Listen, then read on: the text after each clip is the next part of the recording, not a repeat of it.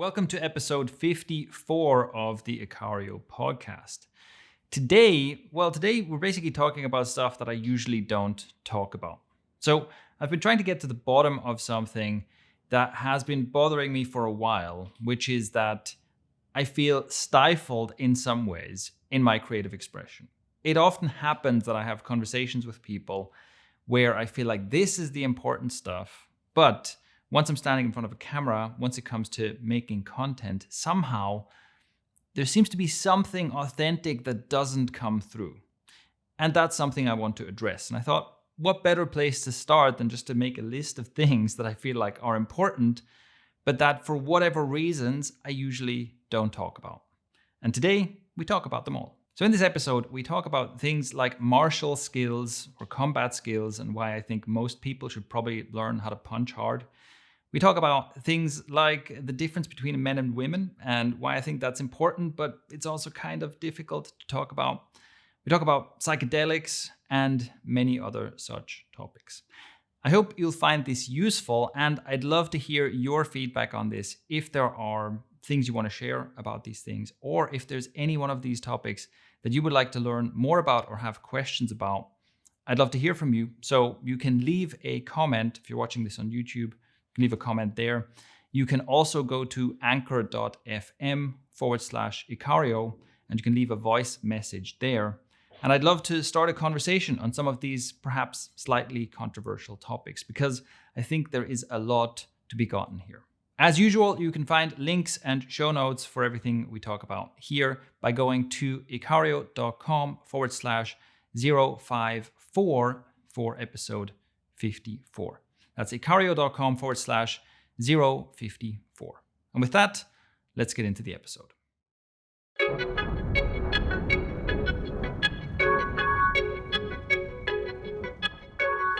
Hello. So you may not be able to see this, obviously, if you're listening to this on Spotify, but we are actually back in the studio. Finally, at long last. I'm actually looking at Shane in the flesh, not over Zoom, or the alternative we found. Yeah. And the audio is probably reflected in that as well. Don't mention the audio quality. It's just going to make people pay attention to it too much. That's actually a really good point. Yeah.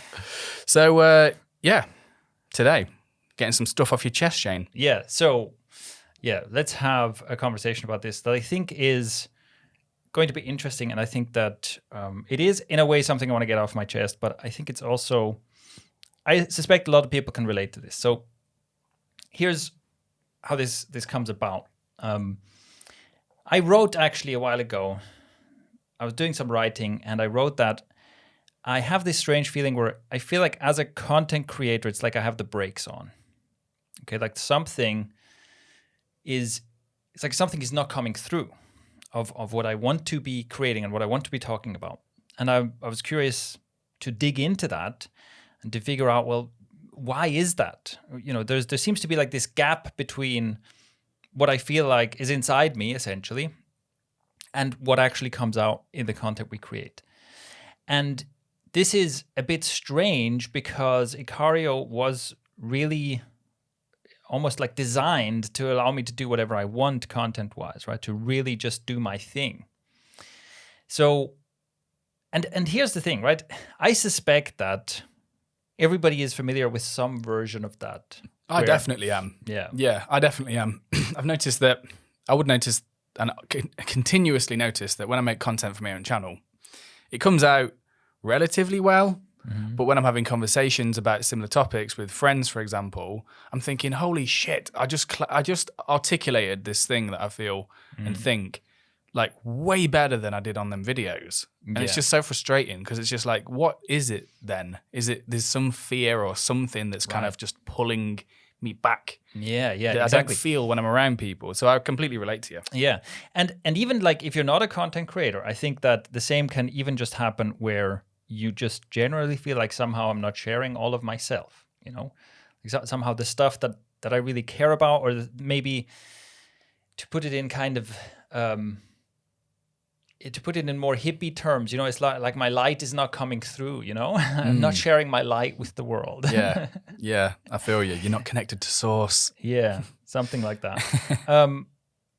And yeah, so why does that happen, right? It's strange. So when it comes to content, well, also on this note, an interesting thing. So we were just watching an amazing performance by Harry Mack and Mark Rebillet. We'll link to that in the show notes. We'll definitely link to that in the show notes. It is just a thing of beauty. These guys are just jamming.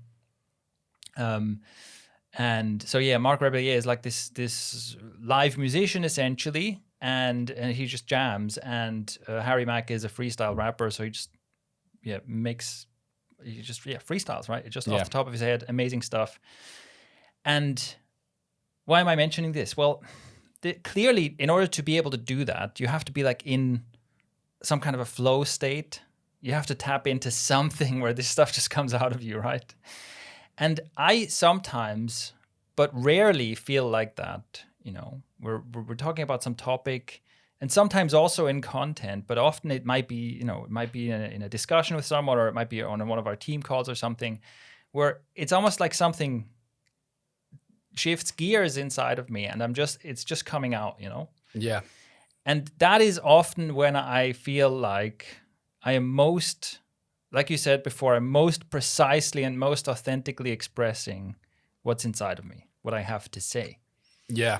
And it's difficult to do that, or to do that consistently while the camera is rolling, or while after you've hit record, So that's essentially the background to what we're going to be talking about.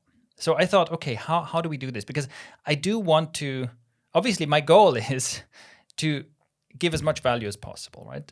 I want to be able to share as much of what has been useful for me with as many people as possible. So if that's the problem, that somehow that's not happening, what do we do about it? Well, this episode is an attempt. I basically made a list of things that I feel like are important to me, but that I feel difficult to talk about. Some of them are difficult to talk about, and some of them I basically haven't shared. And I think that with some of these topics, so let's go through what they are and talk about why they might be difficult to talk about. With some of them, it's like, maybe they're like controversial topics, and you're not sure how people will respond, or if you get canceled again or something. Mm-hmm. But with others, it's also, there's some things that I think feel to me like, oh, this is just something that's interesting to me, but not to others, where it's like I'm not valuing my own ideas, maybe, Yeah. So anyway, I just made a list and thought, let's go through these. And let's start with martial skill, which would be a very blanket term for anything, learning martial arts, learning combat skills. And maybe more importantly, what's behind that is the warrior ethos. Now, this is something I have actually managed to bring that into our stuff a bit more recently. So people who've done some of our programs have probably heard me talk about this. But this is actually a good example, because it feels like, nerdy Shane used to be super into martial arts. I basically still am, although I don't train anymore. But I'm also, I was into knights and heroes and warriors from very young age. It's always been fascinated with weapons, especially pre-firearm weapons. That's still the case, right? It's just, there's something about, anything from bladed weapons to spears to staffs to anything. It's just something really captivating about that to me. Yeah, there's a photo, I think. I can't remember where I saw this. I think we may have used it on one of our landing pages. But there's a photo of you. You look like you're about 20 or something, and you're just you're in sort of medieval looking clothing, and you're like laughing your ass off and sword fighting with someone. Yeah. And I'm just like, damn, that's a 20 something year old Shane just doing his thing. Yeah, and also when I was younger, this is the thing, for a while I used to go to medieval fairs and do like exhibition fights there and stuff like that. Sounds such a laugh, mate. Yeah. That sounds so fun. Yeah, this was a huge part of my life at one point. But interestingly, the thing is, right, and that's one thing. Okay, I had this hobby, I dressed up as a knight and bashed each other with swords and stuff, and I trained martial arts. Okay, that's a hobby, that's fun, that's a quirky thing. But the thing is, everything under this umbrella of martial skills is actually deeply meaningful for me in my life and my development, beyond just having fun, which it also is. It's also fun, but it's also very formative for me. So I've been thinking about why that is. And I think what it comes down to is the warrior ethos. So through stories of heroes and martial arts movies and myths and all kinds of other things I was exposed to growing up, this impressed upon me what I now think of as the warrior ethos. And I'm talking about the mythical warrior ethos, which, what does that break down to? It's basically the warrior is the one who does a lot of work, does a lot of training in order to prepare himself, in order to make himself a more formidable, more capable person. And the second part of that is that this capability, this power that the warrior gains through all this training, which is, there's a self-sacrificing thing about it too, right? Where it's like you're doing all this training, you're doing all this hard stuff. Would it be easier to just chill out and have fun, right? But the warrior is training. And so you're training in order to level up your own power and capability. And then the second aspect is you use that power and capability to serve others. You use it in the service of something greater. That's an important distinction between a villain and the hero, right? Because the villain is the one who says, "Oh, I'm more powerful than you, therefore I'm going to use that to my advantage." And that goes all the way from, slapping someone's lunch tray out of their hands or stealing someone's lunch money, all the way to, basically using your power to extract value from other people and not caring how much suffering that causes. That is what the villain does. And what the warrior does is take on this personal sacrifice and do all this work to become more capable in order to essentially do the opposite. It's like you stop the guy from stealing you stop the bully from stealing the little kid's lunch money, or you use your increased capability in order to somehow make the world a better place, help humanity take a step forward, something like that. So that's kind of the spectrum, right, from little things to big things. But the principle is the same. And this was just, hugely formative to me. And obviously that's kind of something that informs my sense of ethics, essentially. I think that's what you ought to do as a human being. If you can make yourself stronger and use that strength in the service of others, you ought to. That's like Shane ethics summarized. I feel you. I don't. I agree. And the important thing to remember is that it's about benefiting other people with your own development. Yeah. Because it's something that I come across quite often in the stuff I put out, talking about like masculinity and how to develop healthy masculinity and stuff. But it always seems to get misinterpreted. But I think about it in terms of, look, you're not becoming a better man, so you can just like have sex with more women and earn more money and hoard it. Yeah. You're becoming a better man, so you can become like a better father, a partner, son, employee / employer, like just an all-round better human being. Yeah. So it's like, if it just benefits you and nobody else, ethically, I consider that to be wrong. Yeah. Because you're interdependent on people regardless. Like, your clothes you're wearing, you didn't make them. You didn't come into this world just like by your own thing. Like, that was given. And so many things are continuously given to you by other people. So it makes no sense from an ethical standpoint to try and hoard and isolate. Yeah. Even to the detriment of everyone. It's like, I think innately humans have that. We don't like that. If we see someone who does that, it really is quite simple. We see someone who hoards stuff and who doesn't benefit the collective. We're just like, yeah. Yeah. And that's what a bully essentially is, right? Exactly. Yeah. Using power in the service of himself to make everything worse. Yeah, exactly. So that's the part that I think, or that's one part of this that that is meaningful to me and that I think we can take a lot from. And another aspect of it, and I think this is something where I've seen other people respond to this positively, or I've seen a lot of people find this useful, is there's also the warrior attitude, which is that you meet the challenge, you meet the danger, you basically lean into it. Okay, so this is the difference then between the warrior and the civilian, let's say. Right? When something dangerous happens, the warrior runs towards it, and the civilian runs away from it. Mm-hmm. And again, I think this is an important, and it can be a very useful attitude, because listen, we all experience challenges and difficult things in our lives, and the basic attitude of leaning into it, of essentially looking at the challenge and looking straight at it and saying, "Bring it on," is very, very useful. It's an extremely useful skill to have, or an extremely useful attitude to develop, because often, especially when it comes to internal challenges, it tends to be the case that the more you run away from them, the worse they get. Yeah. And the thing that you need to do is you need to turn around, face it, and tell it, "Bring it on." It's a complete paradigm shift, isn't it? Mm-hmm. And I agree. It's an example springs to mind. I have a client who struggled with anxiety for years, and the anxiety caused him over time to just retreat bit by bit to the point where he didn't really leave the house anymore. He worked from home. He didn't really go out anymore. He didn't go to the gym anymore. Everything outside the house was scary.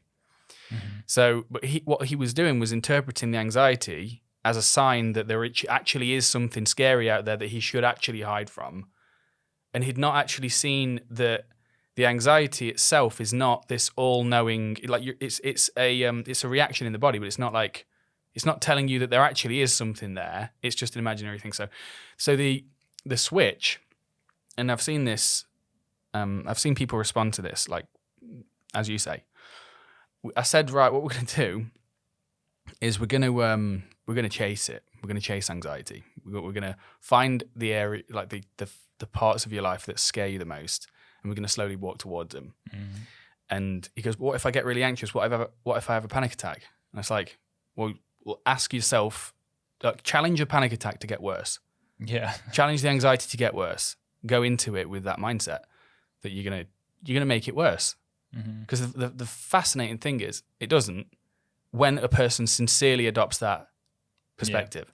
Yeah, and the inverse is also, if you don't leave your apartment anymore because you think the outside world is scary, then the outside world will seem even more scary. And then if you stay in one room in your apartment, you further retreat, then the rest of your apartment is going to start feeling scary. It's like the further you retreat, the scarier the thing gets, right? Yeah. And that can be hard to overcome. But again, like, this is an attitude you can cultivate, and it's a very, very powerful attitude. And also, like, in a much more practical sense, like, let's leave the philosophical behind. Learning martial skills is, I think, very useful and very healthy. Even though it's important to realize that martial skills is not just about practicing violence. Essentially, how do I hit someone? How do I shoot someone? Whatever it is. It is useful to have those skills, and I think everybody should learn how to punch hard. Everybody should have a sense of that, because I think it does a lot. You can just see this transformation in people when they start learning this stuff, and I think it especially for men, it does a lot to your confidence.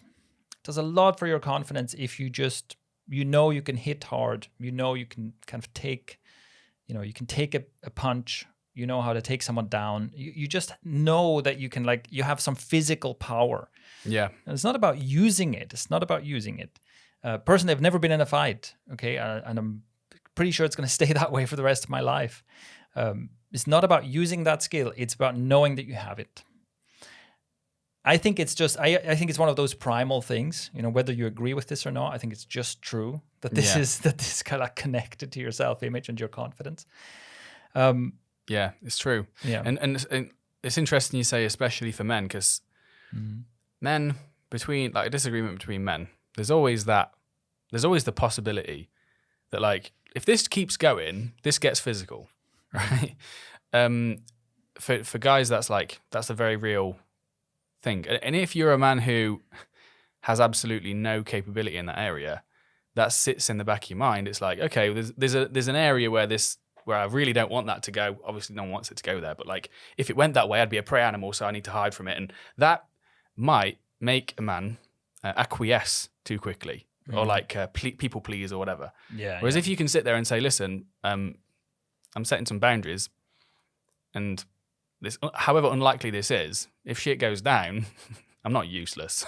Yeah. Then if just the knowledge of that, I think that really does improve your confidence. Yeah, for sure.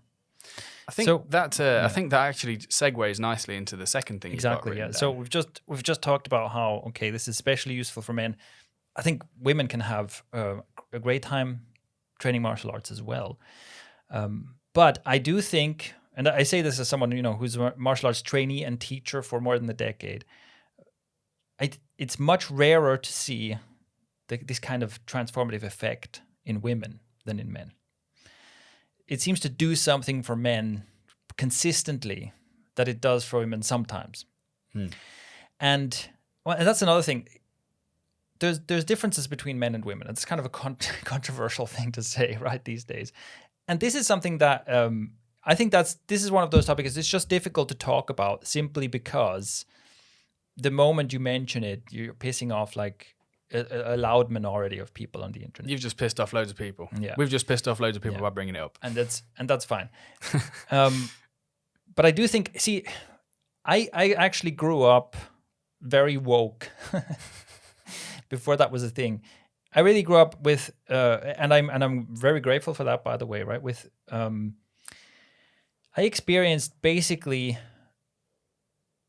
it was normal, the idea that men and women are just equal. I also experienced basically no racism. So I was it's very sheltered upbringing, really. Very progressive, very, very progressive. So for me, this whole idea of this conflict was something that I discovered later. Just like racism is something I discovered later. So, that's a thing, that's a problem. And I had to learn about it from the outside. And I mentioned that again, it's massively privileged. It's great that there are places in the world where people have to learn about this on a theoretical basis because it's so far removed from their reality. It's wonderful, right? But so I come at this from the perspective of assuming that essentially men and women are equal. And of course, when it comes to your rights, when it comes to how much money you should earn, when it comes to anything like that, of course, we should treat them equally. There's no question about that.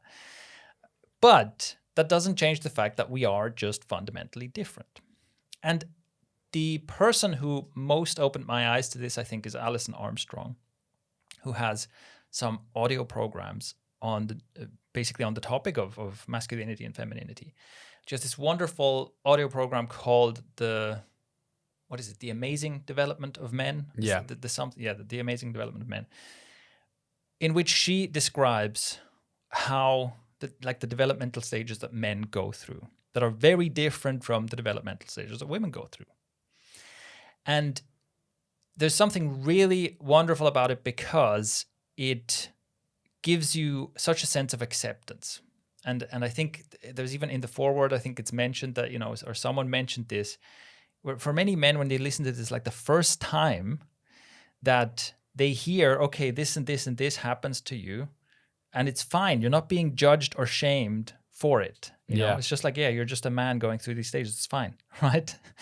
It's such a rare thing that you're not essentially somehow shamed for these things.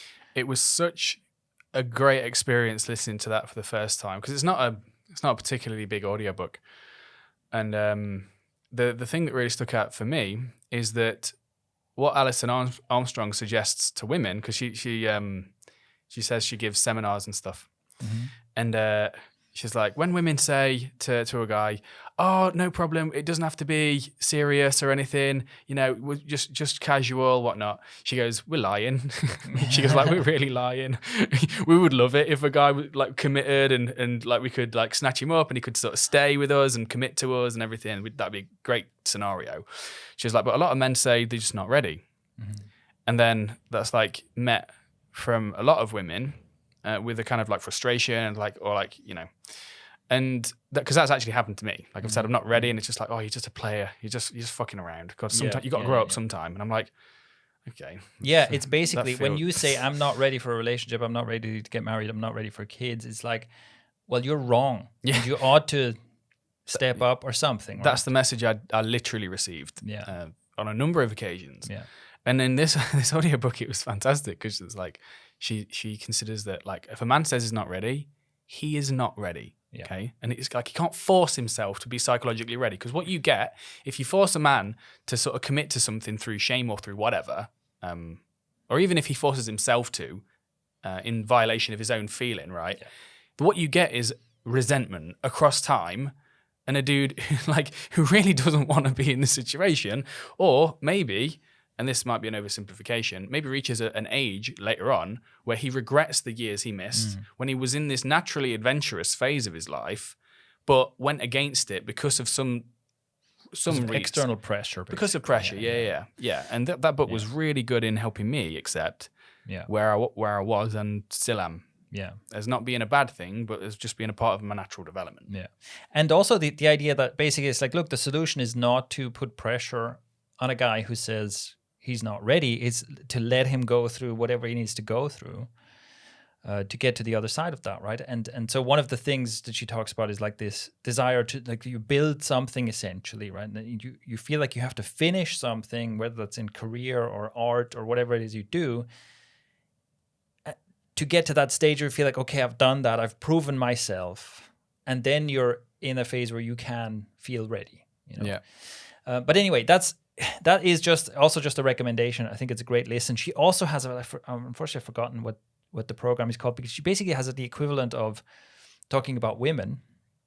I can't remember what the title of that one is, but where she also talks about essentially here's what it's like to be a woman, And actually, I wonder if she's been cancelled probably a couple of times, right? Because she exaggerates in her examples of describing what men experience versus what women experience. She exaggerates, and of course, and she generalizes because she says men do X, women do Y, right? And that's not okay to do anymore. But yeah, I think that if we don't acknowledge this, if we don't acknowledge the differences in experience that men and women have, and the differences in what men and women respond to, we're just missing out on a lot of potential in our own development and in our own, potential for human thriving. Yeah, I also don't. So there are a couple of things I'm going to quickly say on this. Like, there's a phrase I heard a long time ago, this like philosophy seminar I went to, and it stuck with me because it's apparently how the ancient Egyptians kind of saw things. The translation is roughly like unity in plurality. So it's kind of like everything's different and the same. It's like a paradox almost. But it's like there's some inherent, like at the deepest core level, we are the same in the sense that we're human beings on a planet, like don't know what's happening, that kind of thing. But there's also some very wonderful differences that form like paint on the canvas, right? Yeah. And it doesn't make sense to me I don't understand why this has become a value. It's like everything has to be the same. I think it's this the quest for equality kind of blown out of proportion in a way, that anything that's different or whatever, it's like we need to iron out all the creases, which is a bit strange to me. And the gender difference thing, I have no idea, because it seems so self-evident. And maybe I'm showing my ignorance on this topic, but like, it just seems so self-evident that there are differences. Yeah. Well, I think it is like a conflation between equality and equalness, because yes, of course, equality under the law, equality when it comes to rights and so on, of course, that doesn't mean equalness. Yeah. And, and another thing here is, and I think this is where the conversation can get stunted, is that there is limited value. In some contexts, there's limited value in spending a lot of time talking about the exceptions and let's say edge cases. Because, of course, if you talk about what we've just talked about, right? Okay, men and women are different. And we just talked about relationships as in men in relationships with women. And you can say, oh my God, how ignorant of you. Don't you know that there are, gays and bisexuals and asexuals and non-binary people and this and that and the other.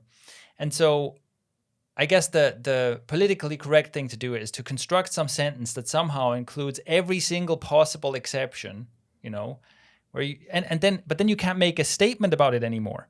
If you say, well, if a person who maybe identifies as the gender that they present, or maybe not, and maybe they're hetero or homosexual or something in between, and maybe they're in a relationship with one or multiple other people who are of one of God knows what kind of configuration, right? Well, once you've covered all the possible cases, there's no statement you can make anymore. That's true for all of them, right? Yeah. And so to me, it's like, look, and again, this is not about one being right and the other being wrong or anything like that. It's just like, if I'm going to try to help people live a better life, then first of all, I need to acknowledge that I can probably help men in some ways more than I can help women, which isn't to say that I can't help women, but I want to get better at understanding the differences so I can understand, okay, when I'm talking to men, here's a bunch of stuff that applies. When I'm talking to women, here's a bunch of stuff that applies. And there's a bunch of overlap. But the more aware I am of these differences, the better I can do my job, basically, right? Yeah.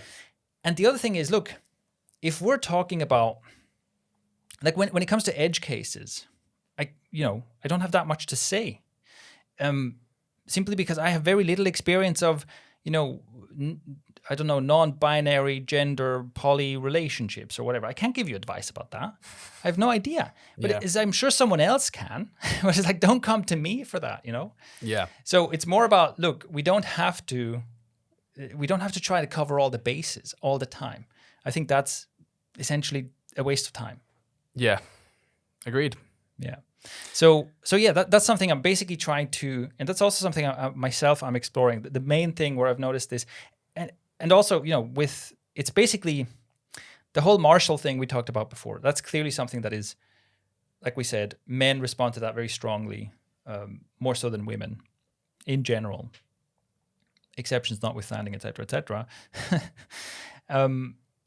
And in general, there seems to be, or I think, talking about masculinity and femininity, or masculine energy and feminine energy, is a useful model in some cases. Right? In some cases, that's a good way to think of it. And again, we can make use of that without having to worry too much about all the possible edge cases. For me, I'm just interested in how can I make the stuff I teach more useful. Yeah. And if I try to always tread around that, if I try to always avoid any mention of anything like that because I'm afraid of fallout, I think that just makes me worse at what I do. You end up basically saying nothing. Yeah. In terms of a useful takeaway for this, I think what's useful is to not shy away from that. Because I've also benefited from being around people who are more comfortable with this kind of thing. And I've actually also, it is actually my interaction with a lot of my female friends that made me more aware of these differences and more aware of this difference between femininity and masculinity, and then made me less afraid of acknowledging that difference and exploring that and leaning into it and so on. Right. So that is like the useful takeaway, is to not be afraid of that, basically. Not be afraid of what? Speaking and acknowledging the differences? Of acknowledging the differences and even just, letting yourself experience the masculine and the feminine in ways that feel natural but politically incorrect. Mm-hmm. With that said, let's talk about psychedelics. That's another one of these topics where it's like, ooh. Although it's getting less controversial. Which is great. Yeah, I'm on them right now. Yeah. I'm joking. Yeah, so psychedelics, to me, there's two aspects to this. One of them is psychedelic substances themselves, and the other is, let's say, a shamanic kind of approach to development. So when it comes to psychedelics, I think the reason it's difficult to talk about them is because there are, basically, I guess everybody over the age of 30 or so has essentially been brainwashed with a very simple message: drugs bad, drugs bad, drugs bad, drugs bad, right? This is your brain on drugs. Have you seen that? Yeah. Egg. Yeah, it's a cracked egg, apparently. Somehow everyone was like, oh my God, that's terrifying. I never want to do drugs again. Yeah. It's like, eggs are pretty nice. Anyway, so the thing is, I have used psychedelics in a therapeutic way in my life and have gotten a lot of value out of that. And to me, I think the important thing is to get past whatever preconceived notions you might have about it. My approach to this, I've always attempted to just be completely rational and premeditated. So this is the reason why I don't drink alcohol. I've never been drunk in my life. I basically have never drunk alcohol. Apart from like having a sip of beer when I was a kid or whatever to try it, but I've basically never consumed alcohol. And the reason is that I informed myself about it and I understand the benefits and downsides of alcohol. I understand that there are benefits to it as a social lubricant, et cetera, right? I understand that. I also understand the downsides. I know that it's toxic to the brain, even in small quantities. I know that I know the addictive nature of it, and I know how much suffering and death and accidents and so on are caused because of alcohol consumption. And to me, when I look at that and I weigh them up against each other, I'm like, this is not something I want in my life. Right? This is a trade-off I don't want to take. Similarly, I've never smoked cigarettes. I'm never going to. Same thing. I know that it probably feels nice or something, but I know how addictive they are. I know that basically every single person who smokes wants to quit, and most of them can't. I know it's terrible for your lungs, et cetera, et cetera. So I weigh that up and I say, I don't want this. That's what I mean by rational and premeditated. I want to make a clearly informed decision as rationally as possible. And when you do the same kind of calculation of risk reward, when it comes to something like psilocybin mushrooms, then you get a very different picture. Because yes, there are some risks, but the risks tend to be very small. And the potential benefits tend to be very, very large, especially when you use them in the right way. And luckily, there is actually a good body of evidence that can teach us how to use these substances in the most beneficial ways possible. And for me, the conclusion I arrived at is that there is a time and place and a way to do this where the very small risks are worth the trade-off with the benefits I can get. And I say this, by the way, as someone, I'm not against recreational use of these drugs. If someone wants to eat a certain mushroom because it makes them feel funny, that's fine. Who am I to tell them not to do that? It's just that for me, I haven't done that. For me, I basically, again, looking at as much data as I can and making what I think is the most rational decision for me, the conclusion was that I want to use these substances in a therapeutic way. Which means that essentially, so the only two substances that I've experienced are psilocybin mushrooms and ayahuasca. And the only settings I've experienced them in, I've never taken a drug at a party. I've barely ever been at a party, to be honest.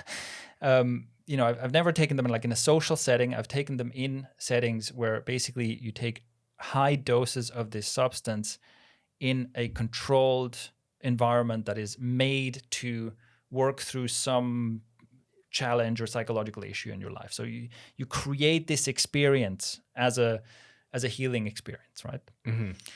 And again, for me, that's just like, look. And also, by the way, I've done this in legal settings, right?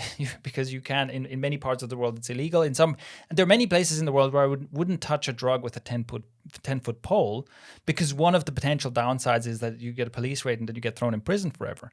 And I'm not going to take that risk, right? Start tripping in Thailand or something. Yeah. So I'm not going to do that. That's what I mean by, if you just take a completely rational, clear-eyed look at this, I think that for probably more people than are aware of it right now, in certain cases, this is a good choice to make.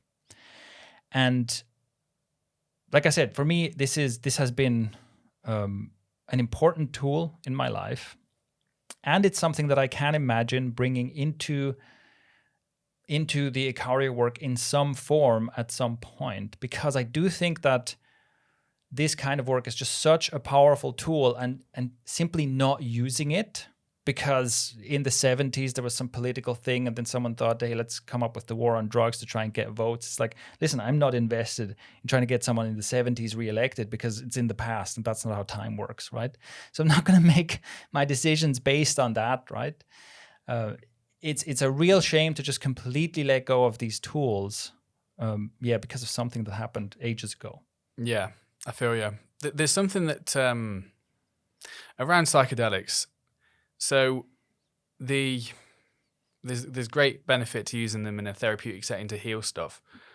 Also, there are plenty of people who take them recreationally. So the thing I'm wondering is, like, I am starting to reach a point where psychedelics as fun and playful can be just as useful, right?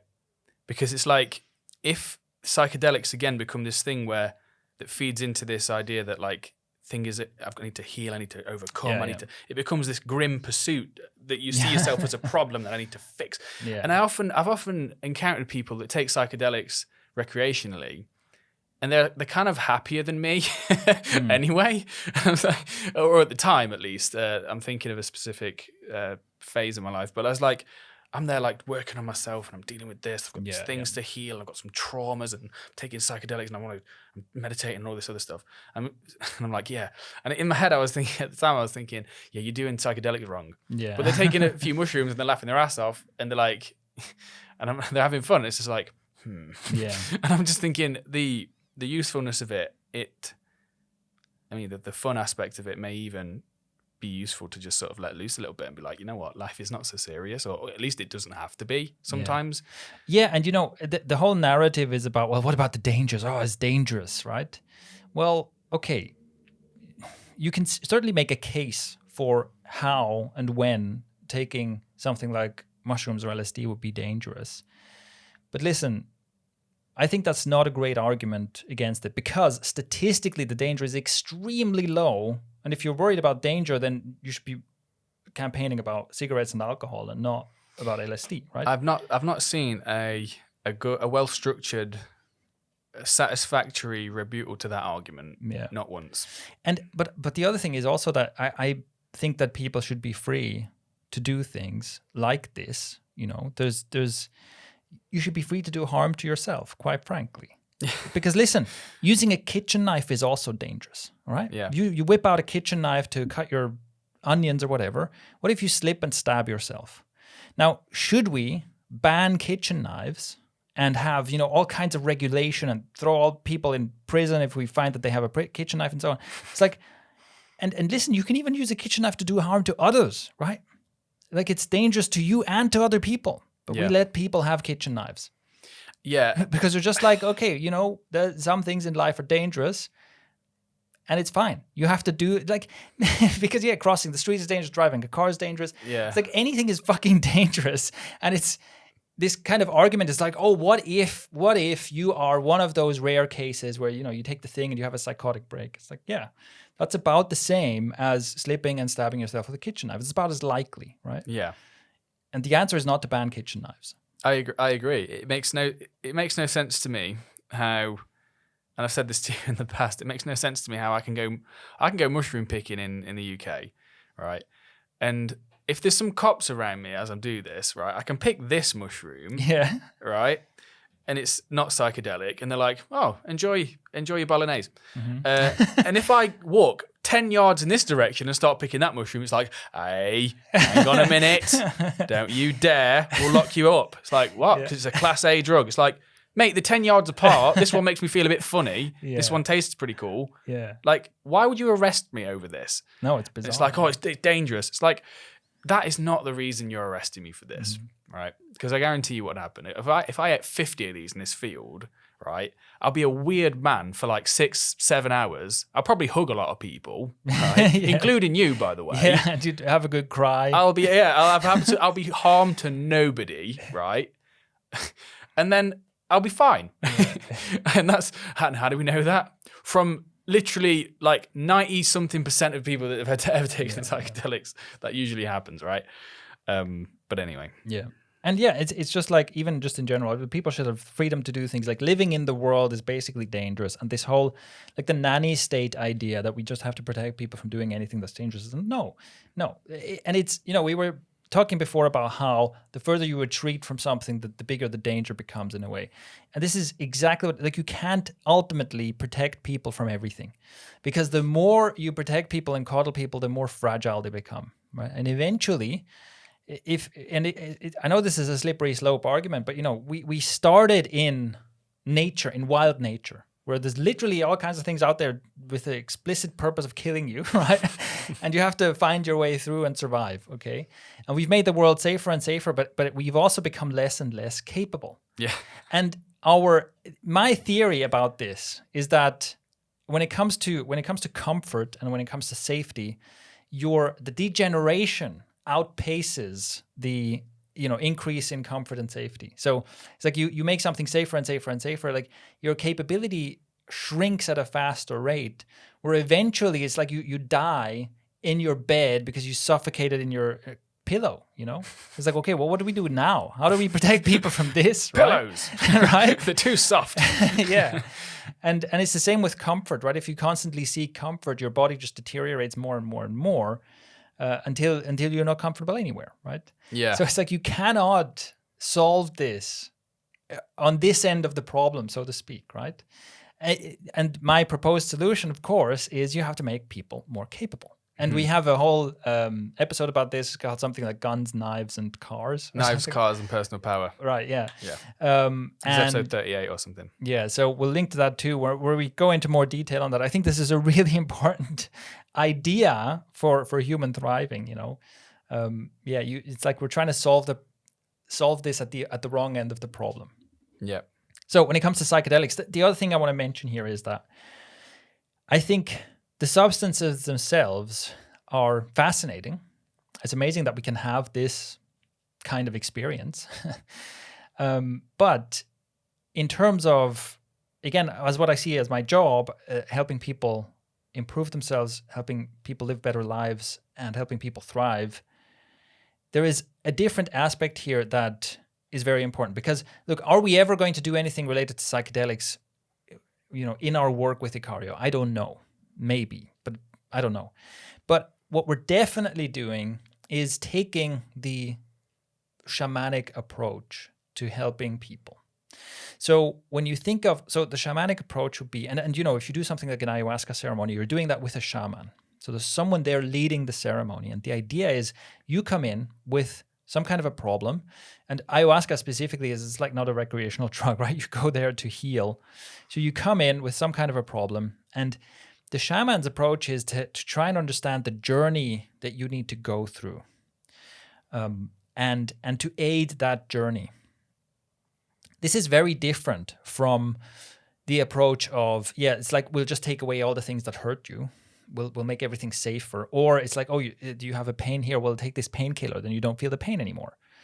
The shamanic approach is to say, okay, well, you have a pain here. This is connected to something, and you have to go through some kind of an experience. You basically have to go through a hero's journey of some kind to come out the other side. And when you take ayahuasca, you are well aware that this is probably not going to be a pleasant experience, okay? But you're like, well, the solution is to have this unpleasant experience, basically. There's no avoiding this, right? And, a typical thing, like, why is it unpleasant? Well, typically, people will experience things like, for the first time ever, you remember how someone was abusive to you, and you go through all the pain and the fear and the regret and the hate and all this, all these emotions are coming through, right? That you've basically suppressed all your life. And of course, that's not fun. That's not a fun thing to do. But at the end of this experience, you look back and you go, oh, that's what I needed. Mm-hmm. And this is what I would say is the shamanic approach, is to say, I'm trying to help you go through that journey, fully acknowledging that this is probably going to suck for you, right? Sometimes the journey is just going to be horrible. I'm sorry. This is going to be bad. But you want to get to the other end of this, and I'm going to help you do that. And this is something we're definitely doing. To me, and it doesn't always have to be horrible, by the way, but it's usually at least challenging, And this is the idea of creating growth experiences for people. A growth experience, you will, if it's a valuable growth experience, almost certainly you will come up against obstacles. You will have to confront difficult things. You will have to do something that you don't feel like doing in the moment. That's part of the journey. There's no other way to get to your destination, right? And supporting people in doing that. And also people who know my content know I'm a big believer in the right kind of adversity, right? Putting people through the right kind of adversity that makes you stronger. Yeah, I think that's immensely valuable. And that is something that I think psychedelics teach us very clearly, this approach, this way of dealing with things. And whether or not you use the substances, that's definitely something I want to bring into what we do. Next, another topic that I've talked about a little bit, but that I'm also that I'm sometimes hesitant about is basically just what's happening in the crypto space. So Bitcoin and blockchain tech and all this kind of stuff. I'm massively enthusiastic about it, and now is actually a bad time to talk about it because right now the price is going up like crazy, so everybody's going to be excited about it until, a few months from now, the pain the pain is going to come. So this is kind of the problem, right? In this space, you can make huge amounts of money, but you'll just as easily lose lots of money. And most people, it's easier to lose your money, unfortunately. If you want to know why, check out our wealth building course. That walks you through why everybody loses money, even if the price keeps going up. Anyway, but there is, the thing is, what I really like about this space is how optimistic it is, how much people are trying to build the future there. And see, the thing that really got me into Bitcoin is when I first understood the idea of self-sovereign money. Okay, this is the real thing that got me excited about Bitcoin. When I finally understood that the difference between Bitcoin and like digital money, like PayPal money, right? which you could say is the same thing. I have a PayPal account or a Venmo account or whatever people use now, right? It has a number there. It says $1,000. I can send you that, then the number changes on my screen and changes on your screen. It's kind of the same. I can send you Bitcoin, same idea, right? Mm-hmm. But the difference is that I can own my Bitcoin with complete sovereignty, which is to say that I own my Bitcoin. It's not the bank that owns it and kind of has an IOU relationship with me. It's also not the government that can decide to maybe print some more Bitcoin or something. No, they can't. And also, because this happens, where again, governments, central banks will do things like actually reach into people's bank accounts, right? Do a haircut. This can't happen with Bitcoin. Nobody can get at this but me. And no nation state, no corporation, nobody can access my Bitcoin unless I let them. Okay? That's basically the difference, right? It's truly mine. And it is mine in a way, in the same way that if I have cash in my wallet, right? Cash is like, it's mine. I can do with it what I want. It's not the same as having, you use your online banking app and I want to send someone money, but then it turns out, because I haven't updated my document or whatever, I can't access my money right now, right? So it's like someone else can decide, no, you can't do this now. Or I try to send someone money and they say, no, you can't send your money there because whatever, this country is blacklisted. You can't send your money to this country. So someone else can decide what I get to do with my money, right? Yeah. Well, with cash, it's not the same. I can have cash in my pocket. I can go to that country. I can give it to someone, right? Except that with the cash, it's still someone else who makes all the rules about it, right? Mm-hmm. And with Bitcoin, it's just like, no, there's the code that determines what Bitcoin is, and that cannot be changed. The basic rules of what Bitcoin is cannot be changed. And this is something I'm a huge believer in real self-sovereignty. I'm also very much opposed to like this concentration of power in governments and in companies. And like we just talked about before, it's actually closely related to what we talked about before. I think like this coddling and controlling of people is bad for everyone. I believe very much in the self-sovereignty and in the freedom of people. And I think that people ought to be free, and we ought to teach people how to take care of themselves and how to be able to custody their own money. Because like the downside is it's also mine to lose. If I fuck up and I forget my key, then nobody can give me a refund on my Bitcoin, right? Mate, you having the freedom to make your own mistakes. Yeah. That's for some reason, like that was a phrase I heard in Game of Thrones, actually. It's like the free people, the people north of the wall. Right. And then the leader is like, what is it? It's like the evening before his execution. And he was just like, all we ever wanted was the freedom to make our own mistakes.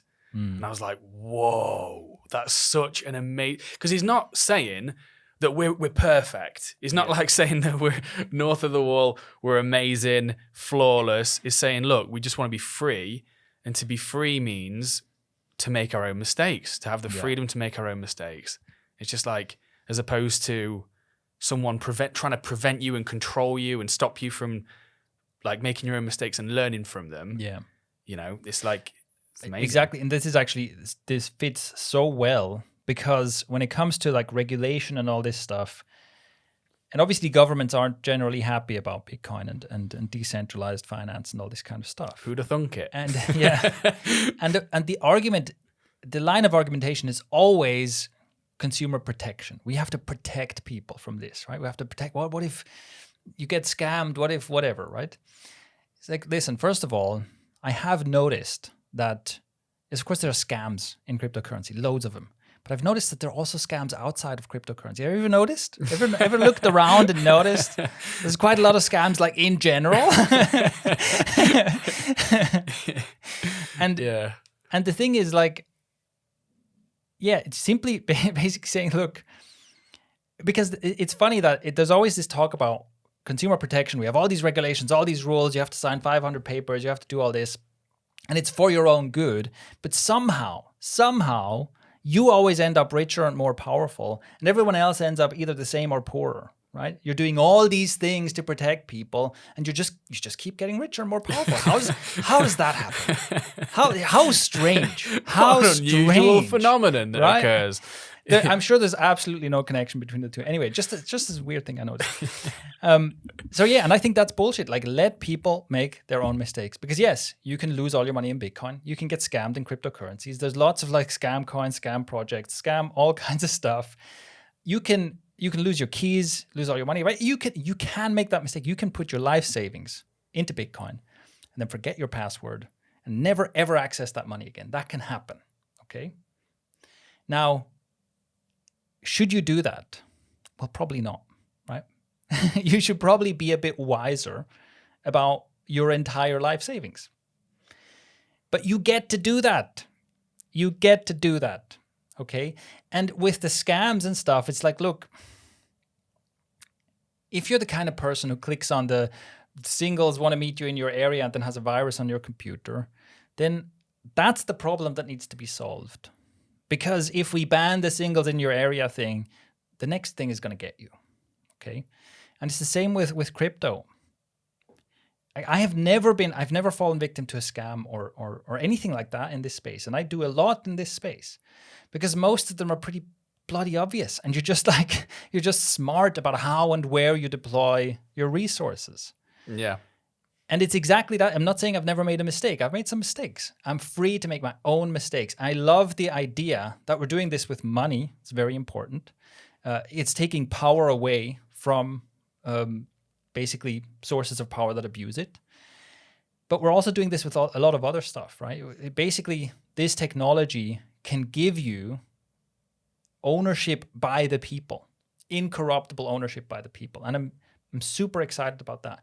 And I'm even excited about NFTs, right? NFTs are like the most bizarre thing of the past year or so, where essentially people are trading JPEGs, right?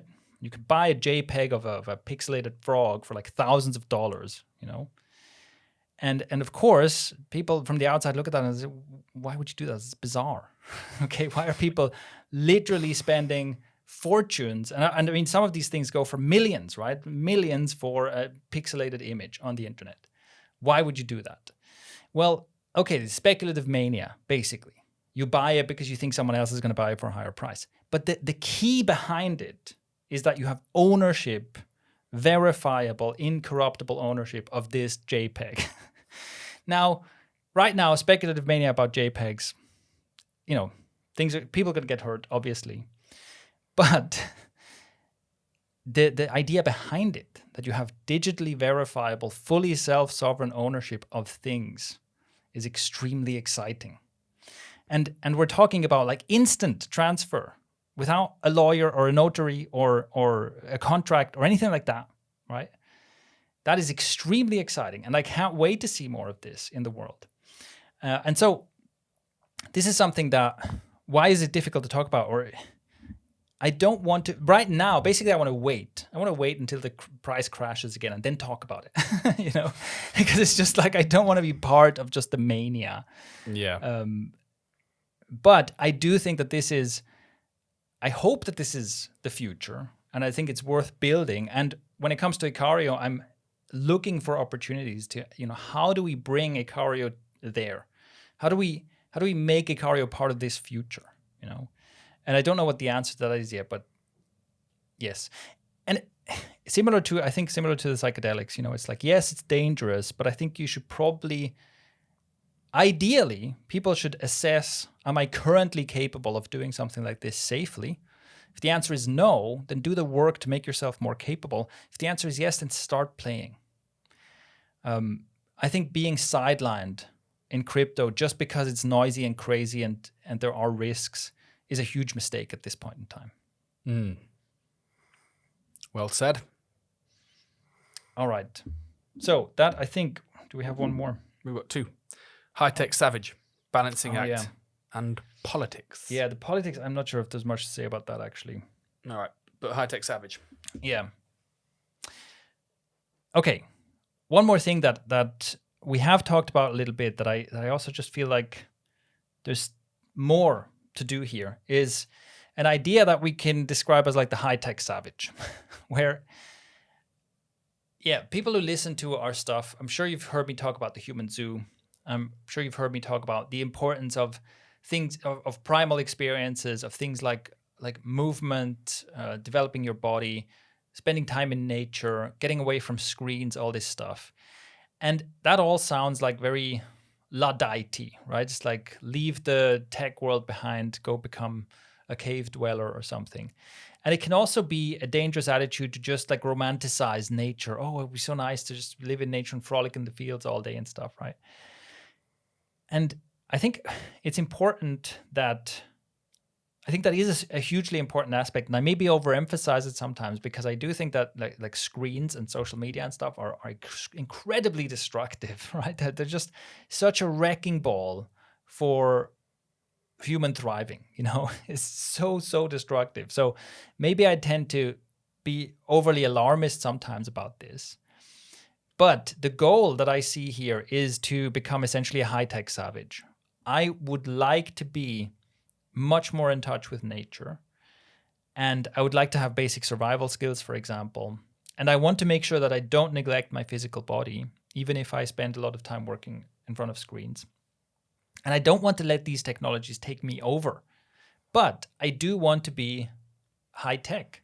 I think there must be a way to have essentially the best of both worlds, right? To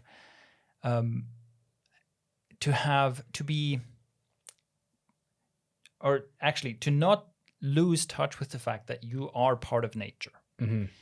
To not feel like you're just totally foreign in nature. Yeah.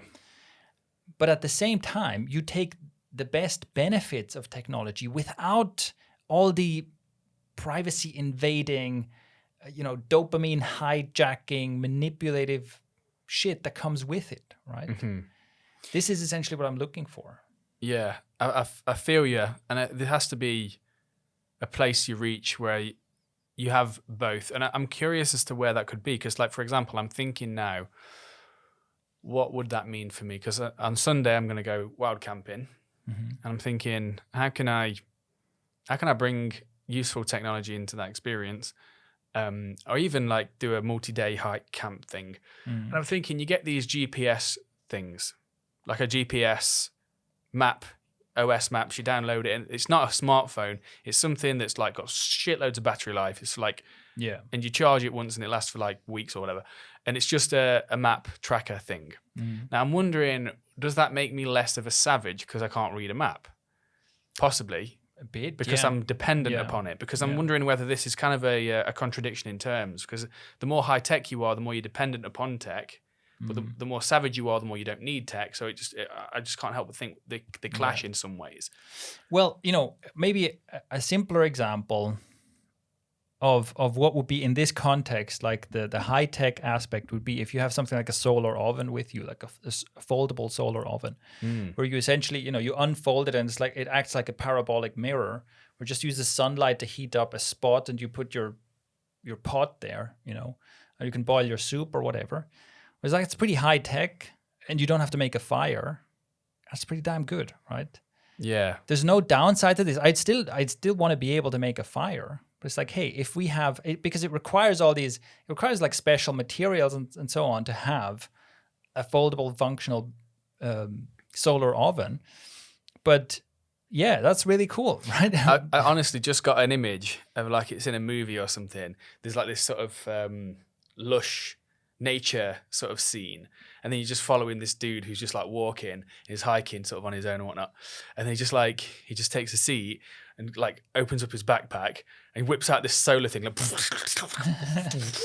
and then he starts boiling his soup and whatnot, and then he sets up his hammock and whatnot. Yeah. And he's just like a guy who's walking around, but he like is in nature, but he's got all sorts of cool gadgets and gizmos that enhance the experience. Yeah. Rather than detract away from it, Yeah.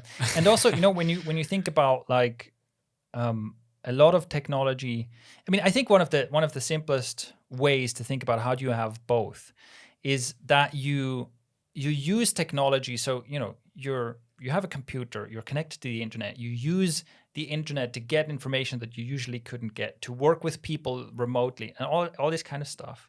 But you don't participate in these things that try to extract value from your brain.